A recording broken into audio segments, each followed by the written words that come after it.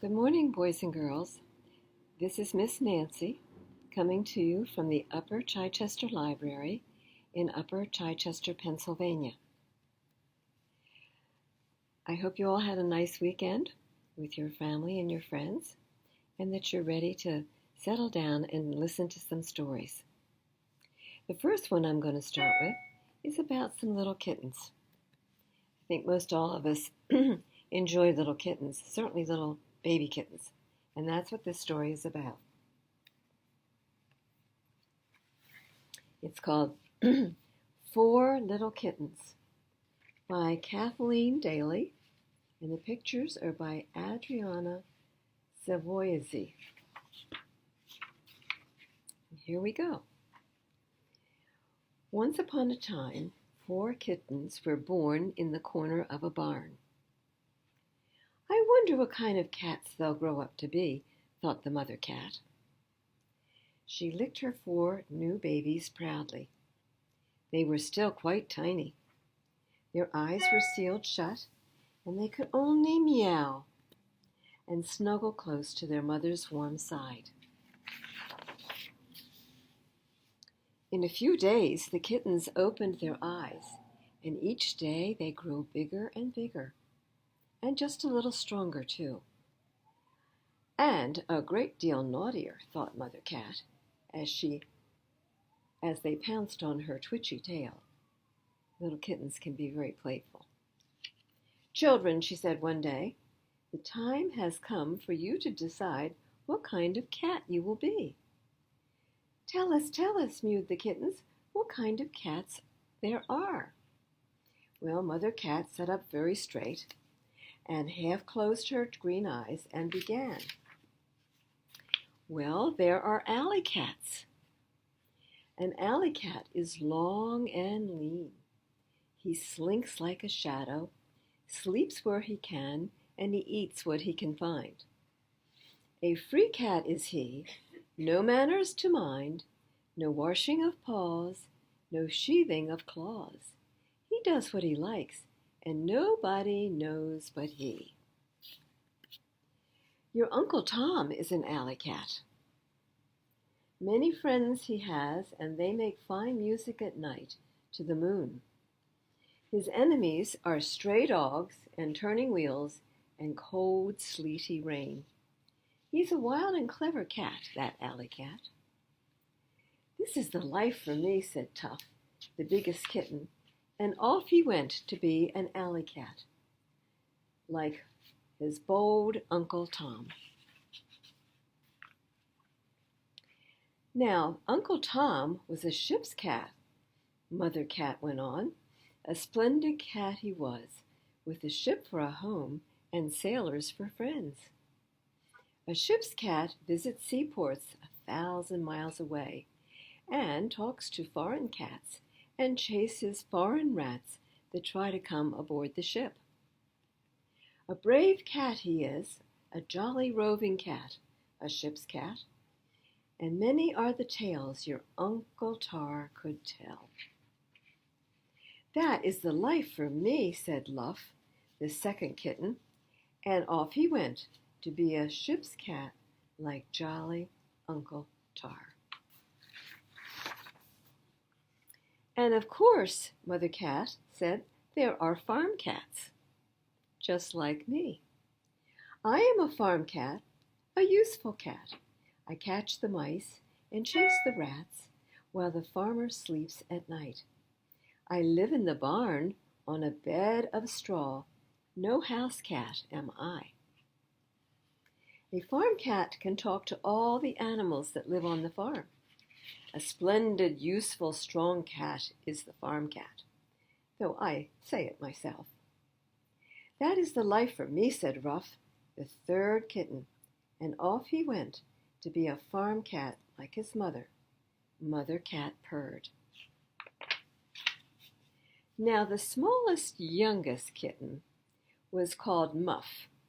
Muff was gentle and playful and pretty and always kept her white paws clean. Muff's mother sighed and said, "Muff, I don't think you are an alley cat. I don't think you are a ship's cat or even a farm cat. I don't know what kind of cat you are."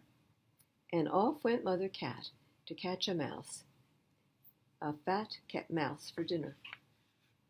Sadly, Muff wandered out of the barn.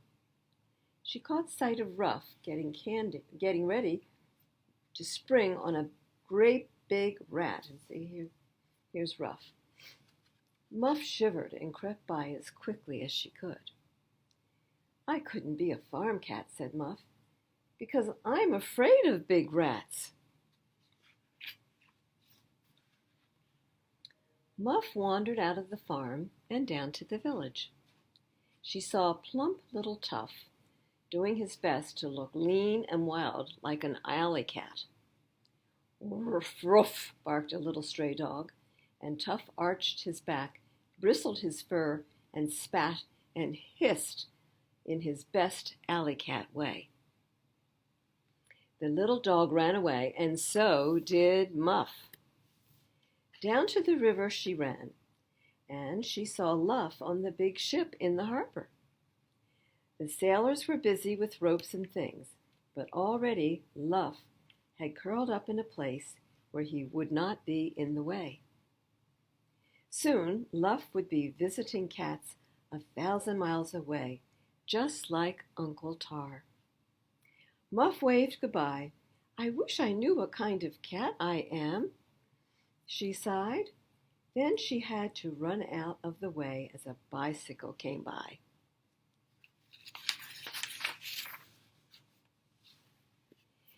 It began to rain, and Muff got cold and wet. She didn't like that at all, and she shook her wet paws crossly. She lay down to sleep on a lumpy pile of sacks. She didn't like that very much either. She was cold and hungry and cross, and when a big hand picked her up, she spat and hissed for all the world like an alley cat. But the big hand put her into a big, warm pocket right there.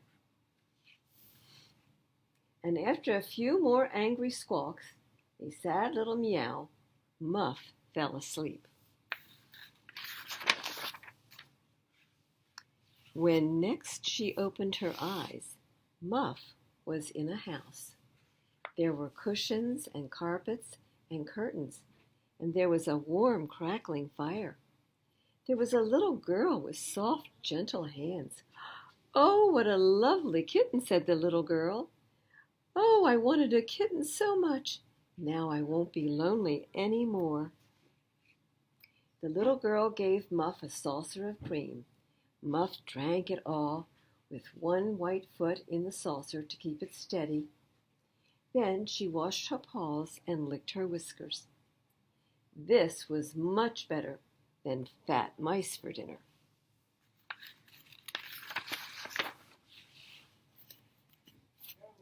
The little girl played with Muff. She dangled a string, and Muff jumped and pounced in her prettiest way, and the little girl laughed with delight. Muff purred. This was much better than running away from barking dogs and turning wheels. The little girl lifted Muff into her warm lap and stroked Muff's fur. "Oh, it's nice to have a kitten," said the little girl happily. Muff purred loudly. This was much better than a pile of lumpy sacks or even a bed of straw. "This is the life for me," purred Muff. "I know what kind of cat I am at last. I'm a cushion and cream cat, a purring cat, a cuddlesome cat, a playful cat, a little girl's cat. I'm a house cat." And all 4 kittens lived happily ever after. Tuff in his alley because he was an alley cat. Ruff on his farm because he was a farm cat. Luff on his ship because he was a ship's cat. And Muff on her cushions in the house with her little girl because she was a house cat. And I hope some of you have a cat as a pet and enjoy your little house cats too. Now, the next story I would like to read is by Grace Byers, and it's called I Am Enough. And the pictures are by Katura A. Bobo.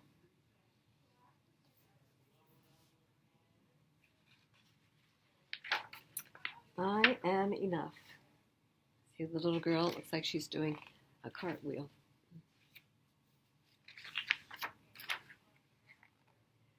Like the sun, I am here to shine. Like the voice, I am here to sing. Like the bird, I am here to fly and soar high over everything. That looks like fun, doesn't it? Like the trees, I'm here to grow. Like the mountains, I'm here to stand. Like time, I am here to be and be everything I can.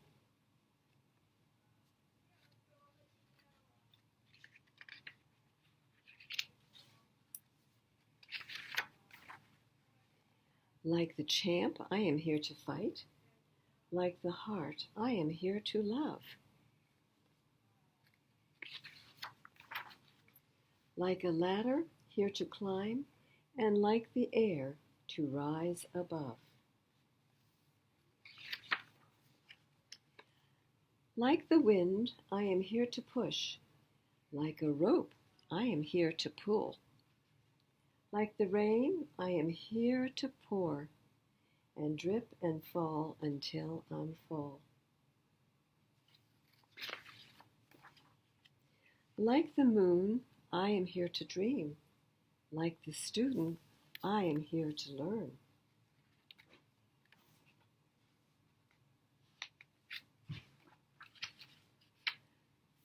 Like the water, here to swell.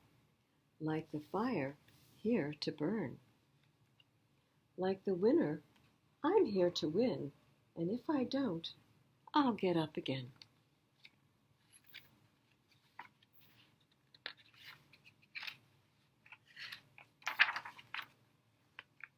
I know that sometimes I cry, but even then, I'm here to try and try again.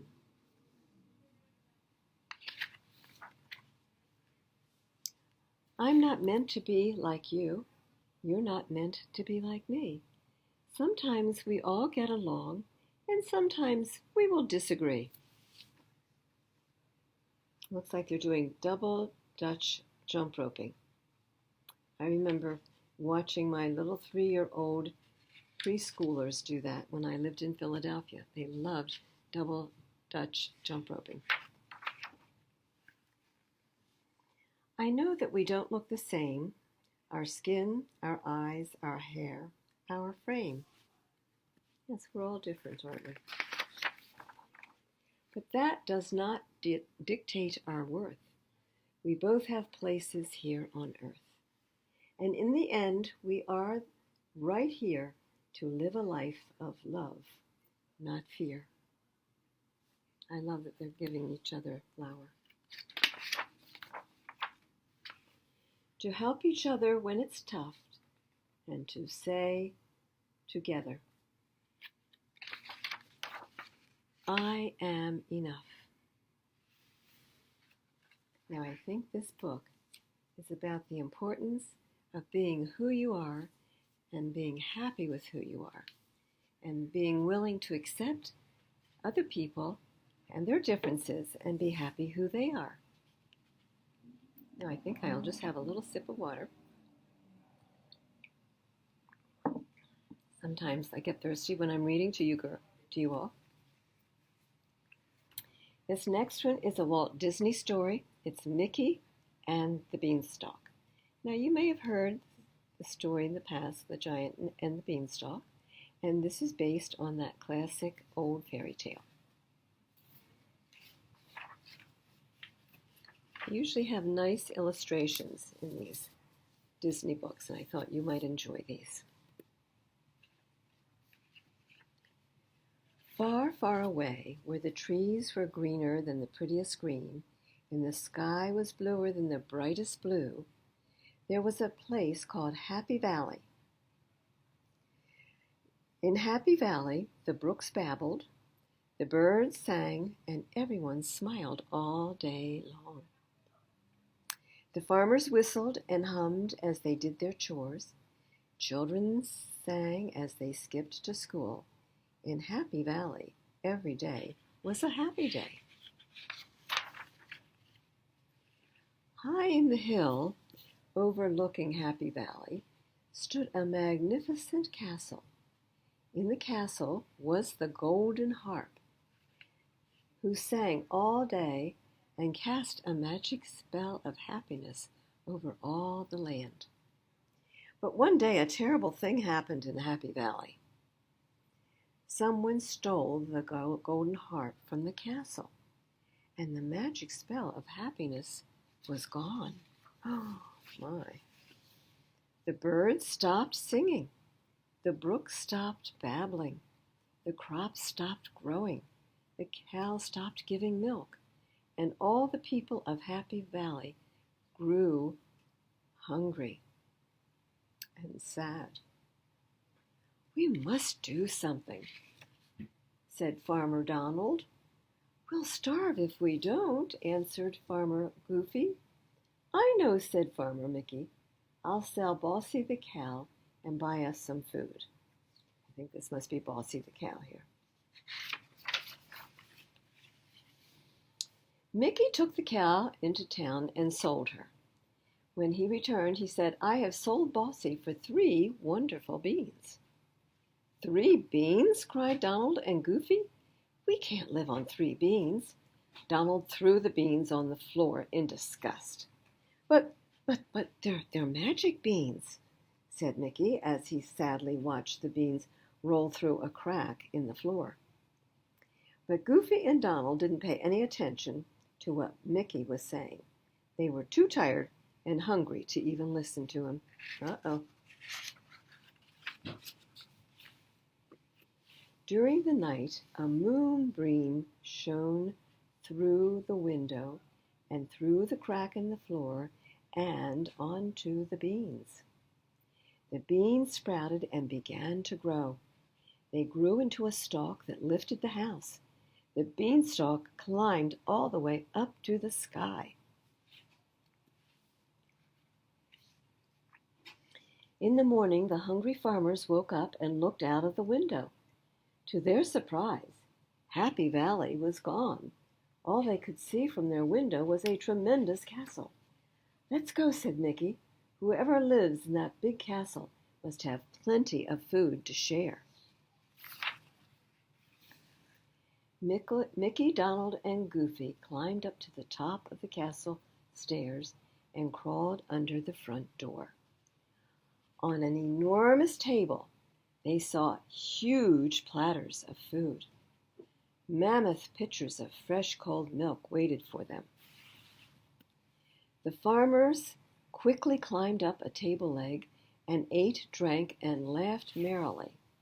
As they were finishing their meal, a tiny voice called out to them. "Who's that?" said Mickey. "It came from there," said Donald, pointing to a box that was on the table.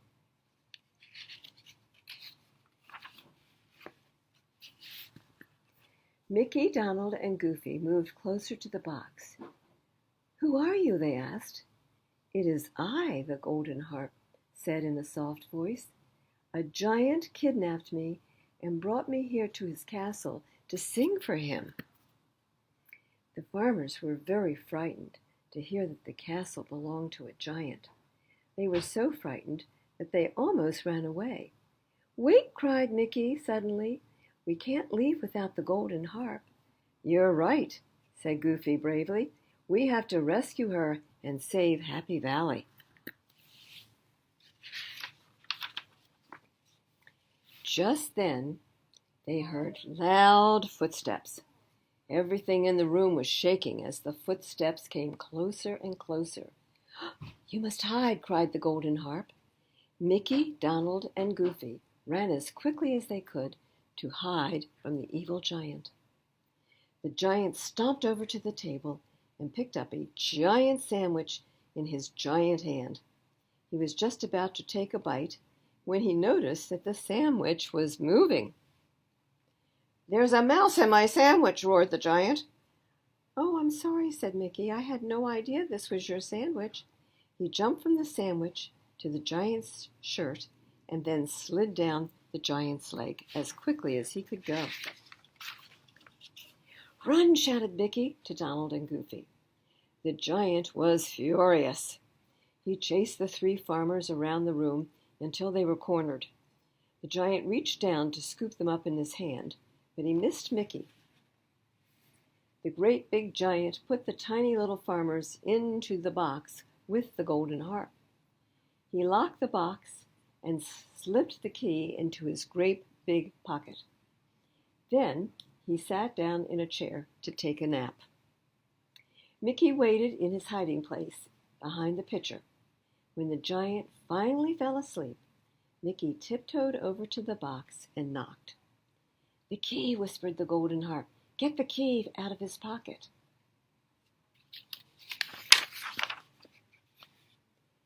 Mickey hurried over to the sleeping giant. They slowly and carefully he pulled the key out of the giant's pocket. The giant mumbled something and stirred, but he did not wake up. Mickey tiptoed back to the box and unlocked it. Goofy and Donald climbed out and then quickly lifted out the golden harp. The four were very quiet as they made their way to the front door. Just as they were sneaking past the giant, he opened one eye and let out a giant roar. Goofy and Donald ran with the golden harp in their arms. Mickey realized the giant would catch them unless he could do something to distract him. "You can't catch me," Mickey taunted. The angry giant ran towards Mickey, who dived under a rug. "Over here," Mickey said, but the giant was not fast enough to catch Mickey. Mickey ran toward an open window. "So long," he shouted as he jumped outside. Mickey ran to the beanstalk with the giant following close behind. He jumped on the beanstalk and slid down in a flash. Donald and Goofy grabbed a saw and cut down the beanstalk in the nick of time. The giant fell and crashed through the ground all the way to the center of the earth, where he was never heard from again. The farmers took the golden harp back to her castle to sing, and from that time on, Happy Valley was happy once again. And happiest of all were the three brave farmers, Mickey, Donald, and Goofy. I hope you enjoyed that. I always like these Disney cartoon-like illustrations. Now we have time for one more short book. And this is a little girl, and it's a series of Pinkalicious and Purplicious girl stories by Victoria Kahn and Elizabeth Kahn. And this one is called Purplicious.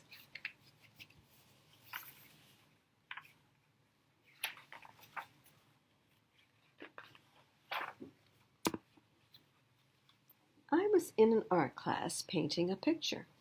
This is Pinkalicious. "What are you painting?" asked Kendra. "A picture of a sunset," I said. "Ew, it's so ugly. Pinkalicious. Why does everything you paint have to have pink in it?" asked Tara. "Because pink is my favorite color," I answered. "Don't you know pink is passé? Passé is French for over," said Brittany. "The new color is black. All the girls like black now." And as you can see, they're all painting black pictures, all except for Pinkalicious.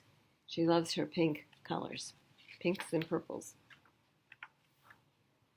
"Black is in," said Beatrice during recess. "Pink is putrid," announced Pauline, while dangling from the monkey bars. "Yeah, pink stinks," added Sophie. Oh, they're kind of making fun of Pinkalicious's interest in the color pink. On the bus ride home from school, no one would sit with me. Pink is for babies and little girls. We aren't going to be friends with a baby, taunted Tiffany. You don't have to be a baby or a little girl to like the color pink. Pink is for everyone, I said. Even my brother likes pink. How funny, a boy who likes pink? Everyone on the bus laughed. Isn't it time you moved beyond pink? And there she looks. She looks kind of sad. Her friends were kind of mean to her. After school, no one would play princess with me. I went to my room and counted all my pink things. I had a pink phone, a pink crayon, a pink piggy bank, pink underwear, a pink tiara, even a giant pink bunny. I had more than 100 pink possessions. The only black thing I had was an ugly plastic spider left over from Halloween. I'm sure you've seen them during the Halloween season. I wrote with my pink pen in my pink diary. She says, pink is still perfect. That week, after the girls teased me in school, I wrote in my diary every day, and then I cried into my pink hanky. I am who I am, and I like pink, she said. Pink makes me happy, but mean girls make me sad. On Thursday, she wrote, pink is a lovely color, and on Friday she wrote, pink has no purpose. On Saturday, Mommy, Daddy, Peter, and I went to get ice cream to cheer me up. Pinkalicious, what would you like? Asked Mr. Swizzle. Magenta, pink mango, or perhaps you would enjoy pink passion fruit paradise? Today's special flavor is pleasing pomegranate punch. No thanks, I'll just have vanilla, I sighed, looking around to see who might see me from school. How about Peter? Would you like your usual plum pink perfection? Yes, thank you, said Peter. You're such a baby, Peter. Pink ice cream is for sissies, I said. Oh, I don't know about that. I like pink ice cream. Pinkalicious, aren't you going to eat your ice cream? Asked Mommy. Well, I'm actually not hungry. The ice cream tasted bland to me. I couldn't possibly eat it. Pinkalicious has the blues, Daddy said that night, when I wouldn't play pink pong with him. What does it mean when you have the blues? I asked. It means that you feel sad. Why do you feel sad? No one will play with me because I like the color pink. All the girls like the color black now, and I don't. Are you sure all the girls like black? Maybe there are other kids who like pink. Everyone hates pink. You don't know anything, I screamed, running to my room. Looks like she's having a bit of a temper fit. I'm the only one in the whole wide world who likes pink, and I'm all alone. No one understands me, I said to myself. She does look very sad. On Monday, I noticed a girl in art class. She was painting a beautiful picture. What are you painting? I asked. It's a picture of a cake, but the blue frosting doesn't look right. I think I need some pink, and then it will be perfect. Really? I asked. You like pink? Don't you think pink is for babies? Pink is perfect, she answered. Watch this, and you'll see why. She mixed the pink paint into the blue, and the frosting turned purple. Pink is powerful, she said. Look, it can turn blue into purple. Purple is pretty, I said. Not just pretty, it's purplicious.